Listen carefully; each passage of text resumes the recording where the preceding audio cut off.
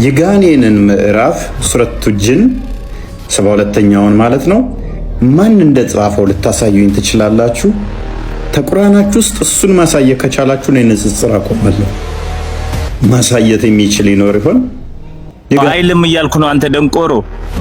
ኦልራይት ከብት ኦኬ። አላህም እንዳንተ ባለጌ ነበር፣ ይሳደባል። ሱራ 2:18 ላይ ደንቆሮ ዲዳ ብሎ ይሳደባል። እንዳላህ አትሁን።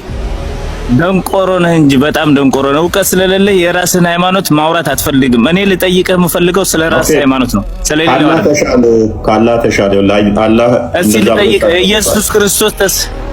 ኢየሱስ ክርስቶስ ተሰቅሎና ተወግሮ ነው የሞተው አይደለ? እና ምን ሆነ? ያ እስልምና ከሙሐመድ መወለድ በፊት አይደለም እንጠይቃችሁ። እስቲል ሙሐመድ ተወልዶ ብቻ አይደለም በ10 ዓመቱ ነው፣ በ20 ዓመቱ ነው፣ በ25 ዓመቱ ነው፣ በ30 ዓመቱ ነው፣ እስከ 40 ዓመቱ ድረስ ሙሐመድ ተወልዶ 40 ዓመት እስኪሞላው ድረስ ነብይ ነኝ እስካለባት ቅጽበት ድረስ አንድ መረጃ እስልምና ለሚል አንድ ነብይ ነኝ ካለ በኋላ የተናገራቸውን ሳይሆን ነብይ ከመባሉ አስቀድሞ እስከ 40 ዓመቱ ድረስ አንድ ማስረጃ እና አካውንቴን ሸልማችኋለሁ፣ የፈለጋችሁትን እቀጣላችኋለሁ። አንድ ማስረጃ እስልምና ከመሐመድ በፊት እያሉ ያስተማሯችሁ ካሉ የነሱ መረጃ ዛችኋቸው ነው። ውሸት መሆኑን ስታውቁ ግን ከእስልምና ለቃችሁ እንድትወጡ። እኛ ከዋሸን መረጃ መጥቶብን ይኸው ሙሉ ወደንሳችንን እንሰጣችኋለን። እናንተ ኡስታዞቻችሁ ያስተማሯችሁ ካለ ማስረጃ ካለ አጋልጡኑና እኛ በኮንፊደንስ እንላችኋለን። አንድ ማስረጃ አንድ ብቻ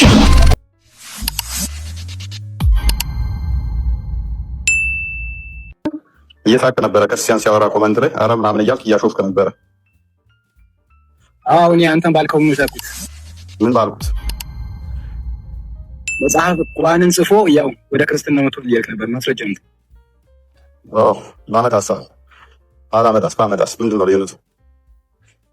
እኔ ስላልክ ነው እንጂ ሌላ ነገር ነው።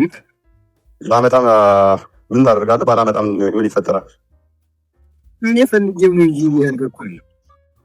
ቁርአን አንተ የምታምነውን ቁርአንን የጻፈው ክርስቲያን እንደሆነ አታውቅም? ወደ ክርስትና ሄደ ሙሐመድን ከጻፍኩለት ውጭ ምን የሚያውቀው ነገር የለም ብሎ ክርስትና የተመለሰ እንዳልራሽ ኦኬ። ባሳየስ አንድ ሳይሆን ደግመሃለሁ። ሌላኛው ምን ይወጣል? አንድ ሳይሆን ደግመሃለሁ ወላ ማለት ነው። ሌላም ይወጣል። ባሳየሃለሁ። ቁርአን ይጽፍ የነበረ እሺ፣ አሳየኝ። ባሳየህስ አልኩህ። ካሳየኛ ያለው ምን ይጠቅምሃል? ከዛ እማርበታለሁ ለምን? ኦኬ፣ ቅድም የሳካው ትክክል እንዳልሆነ ይገባሃል ማለት ነው። ኤኒዌይስ እኔ ክፈትልኝ ክርስቲያን ቡኻሪ 36:17 ነው እንደሸካለሁ። ያ ባይ ዲፎልት እስልምና ሐሰት መሆኑን መሰክራለሁ ነው የሚለው ወንድም። ያ ምክንያቱም የለም ብሎ ነው ለምን ያዘብን ማለት ነው። ኤኒዌይስ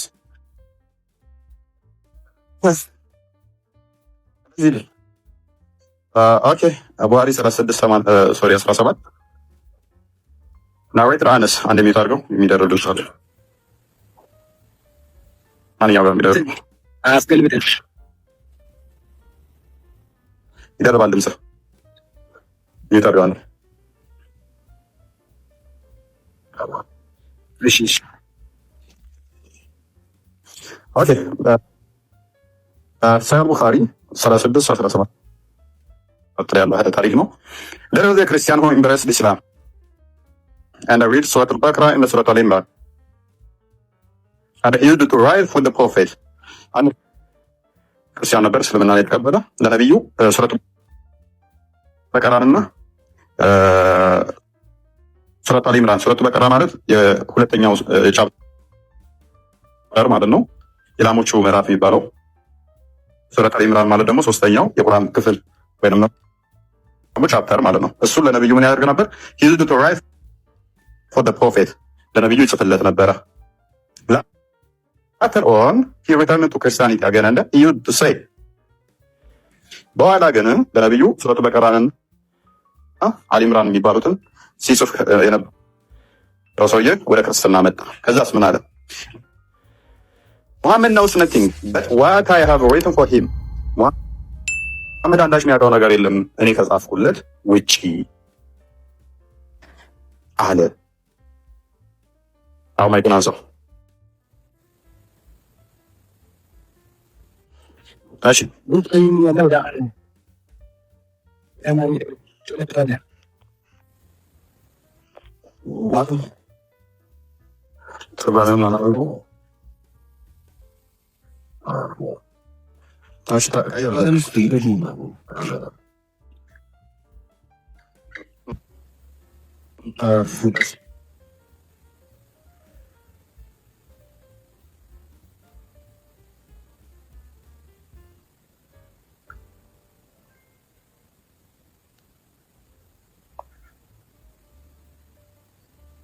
ይታያል። ማሳ በትልቁ ታደርገዋለህ። ትንንሽ አይታየም። ወይ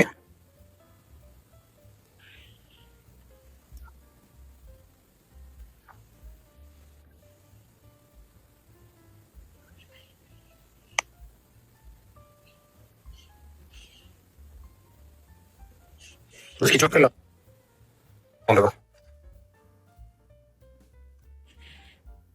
በትልቁ አድርገው። እሺ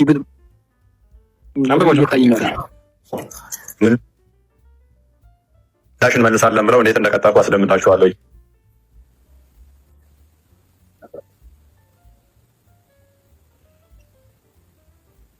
ያ ብለህ አነስ እንደጠራ ካው ይላል ወይ ጋራንቱ ካልተያረክ ማለት እንደጠራ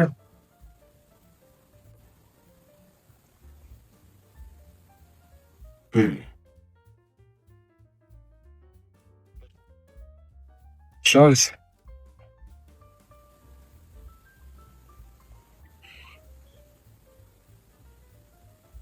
አንድ ክርስቲያን እስልምና ይላቸው ነበር።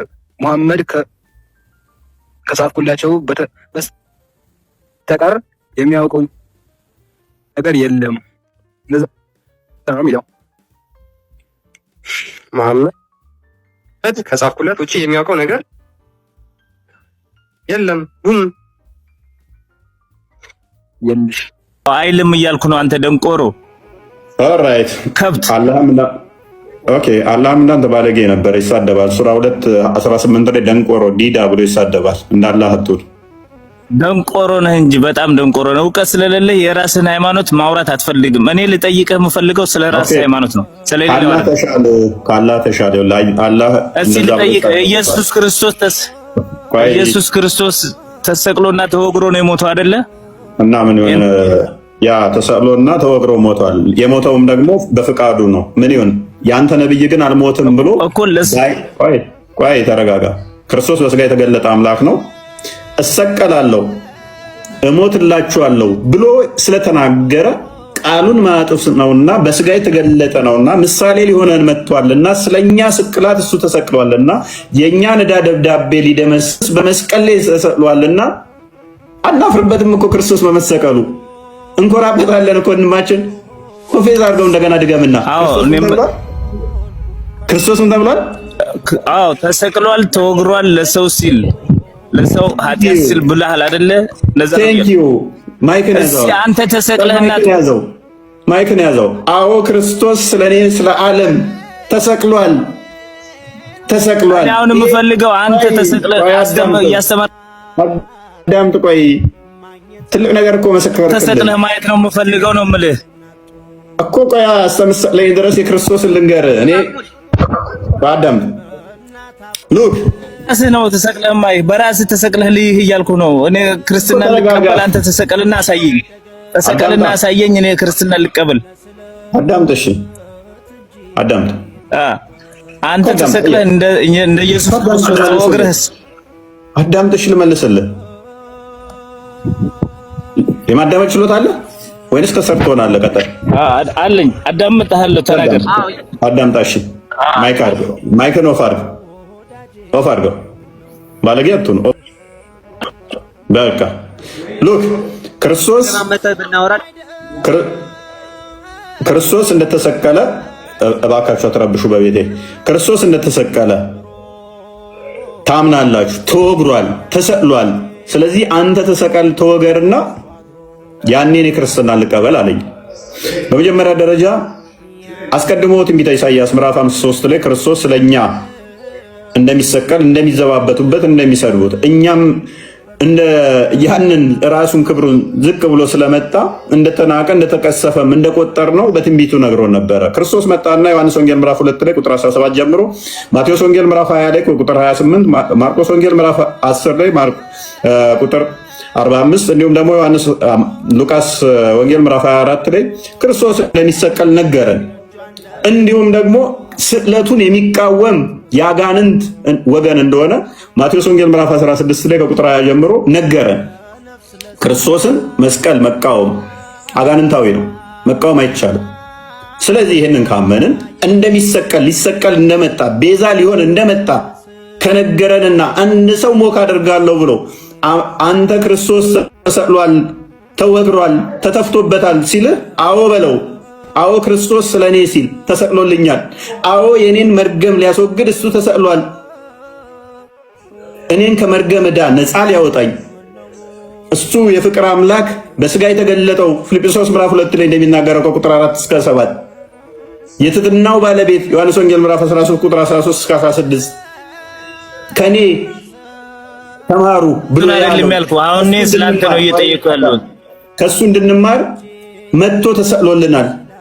አዎ ተሰቅሏል፣ እናምናለን። ተወግሯል፣ አዎ እናምናለን። አልተሰቀለም፣ አልተወገረም የሚል ካለ አጋንንታዊ ነው። ይሄም ደግሞ ማን ነው? ሙሐመድ ይዞት የመጣው ሱራ 4 157 ላይ አልሰቀሉትም፣ አልወገሩትም ያለው አጋንንታዊ ነው። አንተ ከሙሐመድ ትሻላለህ፣ ተሰቅሏል፣ ተወግሯል አልከን።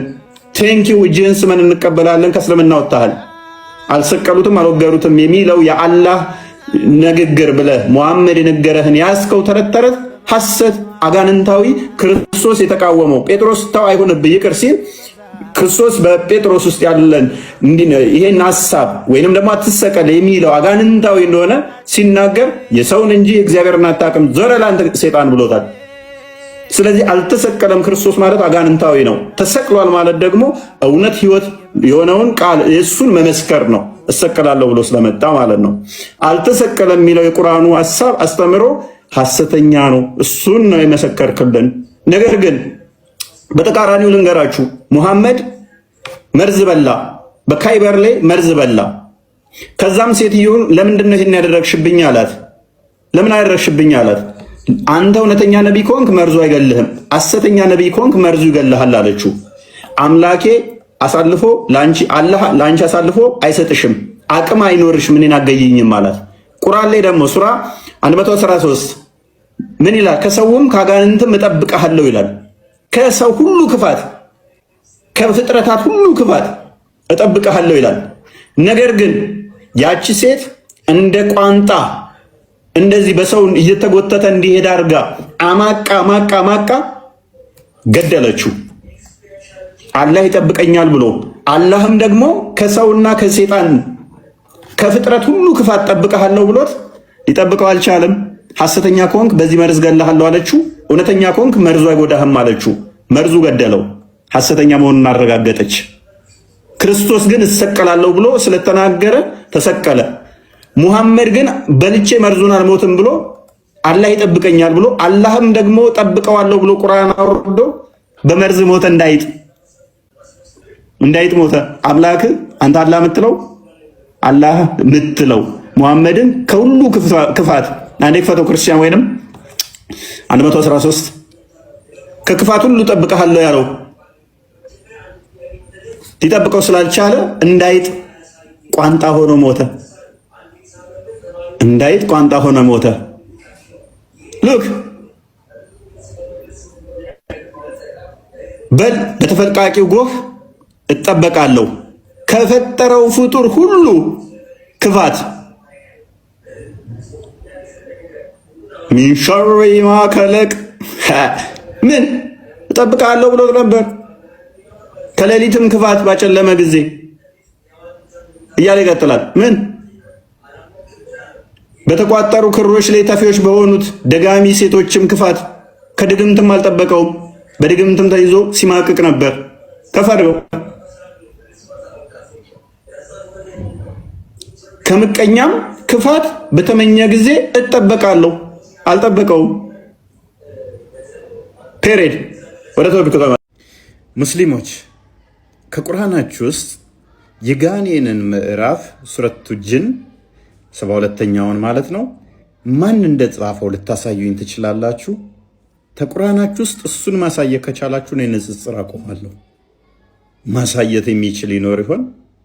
የጋኔኖችን ምዕራፍ ማን የጻፈው? አጋንንቶች፣ ጅኒዎች፣ አላህ፣ ሙሐመድ? ማን ነው የጋኔኖችን ምዕራፍ የጻፈው? አንድ ጥቅስ ብቻ ነው የምፈልገው። ከ114ቱም ምዕራፍ ውስጥ የጋኔኖችን ምዕራፍ የጻፈው እከሌ ነው የሚል አንድ ጥቅስ ብቻ ማሳየት ትችሉን? ማታሳዩ ከሆነ ማን እንደጻፈው እንኳን ማታቁት የጋኔን ምዕራፍ እየተመራችሁ ነው። ዛሬ ማታ ላይ እንገባለን። በዚህ ዙሪያ ብቅ በሉ።